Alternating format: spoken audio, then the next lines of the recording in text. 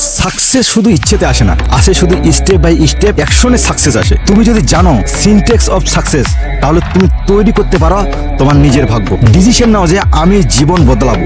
এই কথাটি একদম হৃদয়ের গভীর থেকে বলো। নিজের ভেতরে আনলিমিটেড বিলিভ গড়ে তোলো। তুমি পারবে, কারণ তুমি তৈরি হয়েছো জেতার জন্য। 100 ফোকাস, যেটাতে তোমার মন দেবে সেটাই তোমার বাস্তব হয়ে দাঁড়াবে। দুনিয়া শুধু ট্যালেন্ট খোঁজে না, খোঁজে ডিটারমিনেশন। তুমি যদি নিজের জন্য লড়ো তাহলে তুমি একা, কিন্তু তুমি যদি স্বপ্নের জন্য লড়ো তাহলে তুমি কিং।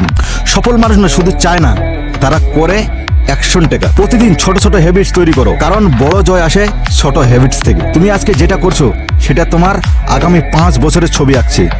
প্রশ্ন করো নিজেকে যে আমি আসলে 100% নিজেকে দিচ্ছি তো? যে নিজে জিতেছে সে দুনিয়াকে জেতাতে পারে। নিজের চারপাশে পজিটিভ এনার্জেটিক মুভমেন্ট তৈরি করো। তোমার চিন্তায় তোমার ভবিষ্যৎ। চিন্তা বদলা, জীবন বদলে যাবে। ব্যর্থতাকে ফিডব্যাক হিসেবে দেখো। একটা ভুল তোমাকে আরো তীক্ষ্ণ বানিয়ে তুলতে পারে। সবাই যখন বলে তুমি পারবে না, তখন তোমার ভিতরে গর্জে উঠতে হবে আমি পারি, আমি পারবো। ডিসিপ্লিন মানে নিজেকে দায়িত্ববোধ রাখা। তুমি যদি আজ ব্যর্থ সয়ে নিতে পারো, কাল তুমি জয়ের গল্প লিখবে। বড় স্বপ্ন দেখো, কারণ ছোট স্বপ্ন আগুন গড়তে পারে না। নিজের জীবনের লিডার হও, অন্য কারো হাতে রিমোট দিও না।